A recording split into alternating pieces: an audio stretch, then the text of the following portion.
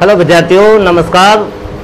आज फिर एक बार फिर हम आपके सामने उपस्थित हुए हैं एक प्यारा सा नया सा टॉपिक लेकर।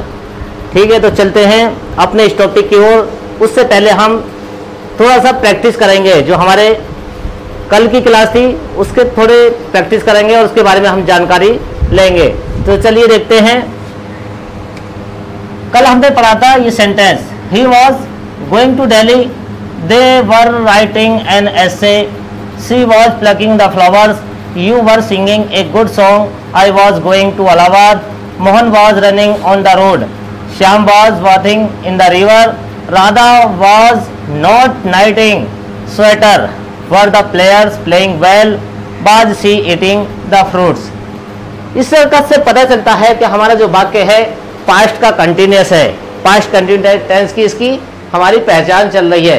और इसकी जो पहचान थी हमने कल लिखाई थी, बताया था कि यहाँ पर एक वचनकर्ता जो होता है उसके साथ में हम बाज का प्रयोग करते हैं और वर्ब की फर्स्ट फॉर्म में इंग फॉर्म लगा देते हैं, या फोर्थ फॉर्म भी हम इसको कह सकते हैं। तो ध्यान से देखें जरा रिवीजन के तौर पर, यानी सिंगुलर सब्जेक्ट के साथ, सिंगुलर सब्जेक्ट के साथ हमें क्या यूज करना था, वाज, और इसी में प्लूरल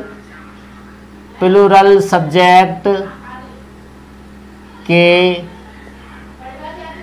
साथ, प्लूरल सब्जेक्ट के साथ वर, इनका हमें प्रयोग करना है। और दोनों के साथ ही वर्ब की फर्स्ट फॉर्म में इंग फॉर्म का यूज करना है, यानी इसमें आईएनजी हमें लगानी है। ठीक है, अगर हमारा निगेटिव वाक्य हो उसमें, तो निगेटिव में हमें क्या करना है, केवल नॉट का यूज कर देना है, यहां भी और यहां भी। अफर्मेटिव भी हुआ, निगेटिव भी हुआ। अब इंट्रोगेटिव की बारी है। तो इंट्रोगेटिव में हमने पढ़ा है कि सबसे पहले फर्स्ट टाइप, जो हमारा फर्स्ट टाइप इंट्रोगेटिव होता है, फर्स्ट टाइप इंट्रोगेटिव सेंटेंस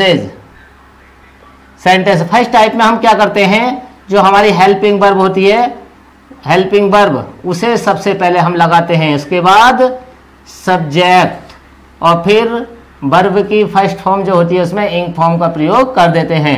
अब फर्स्ट टाइप के बाद में second type, second type interrogative sentences. सबसे पहले इसमें क्वेश्चन वर्ड और उसके बाद में बाज या वर, फिर सब्जेक्ट,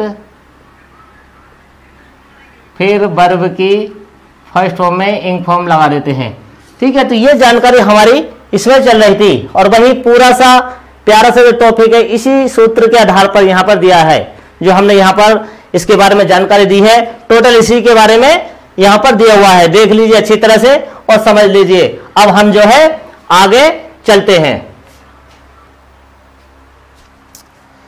चलो अब देखते हैं जो हमारा अगला टॉपिक है वो है पास्ट परफेक्ट टेंस।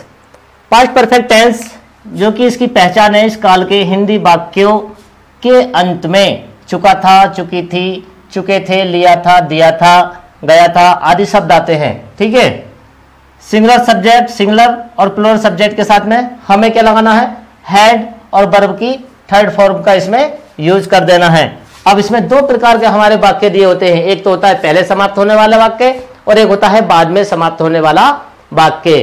तो हम सबसे पहले समाप्त होने वाले वाक्य के बारे में बात करेंगे। चलिए करते हैं। पहले समाप्त होने वाला वाक्य, सबसे पहले सब्जेक्ट, फिर हेड, वर्ब की थर्ड फॉर्म, ऑब्जेक्ट, कंप्लीमेंट। पहले के लिए हम बिफोर का यूज यहां पर कर देते हैं, फिर सब्जेक्ट, वर्ब की second form, object, complement.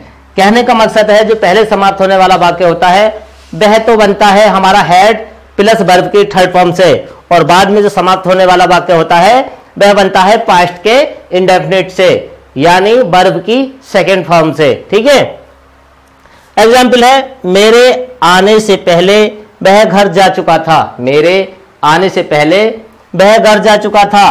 He had gone to house before I came। देखो सेकंड फॉर्म यानी पास्ट के इंडेफिनिट में। अब बाद में समाप्त होने वाला वाक्य, तो ठीक इसका उल्टा हो जाता है, ये वाला स्ट्रक्चर पहले आ जाएगा और ये स्ट्रक्चर बाद में पहुंच जाएगा। देखो सब्जेक्ट वर्ब की सेकंड फॉर्म, ऑब्जेक्ट कंप्लीमेंट, फिर बात के लिए आफ्टर का यूज करते हैं, सब्जेक्ट फिर हैड फिर थर्ड फॉर्म ऑब्जेक्ट कंप्लीमेंट। मेरे आने के बाद वह घर जा चुका था, he went to house after I had come. निगेटिव वाक्यों में हैड के बाद में हमें पहले समाप्त होने वाला वाक्य में हैड के बाद नॉट और फिर थर्ड फॉर्म का प्रयोग करना है।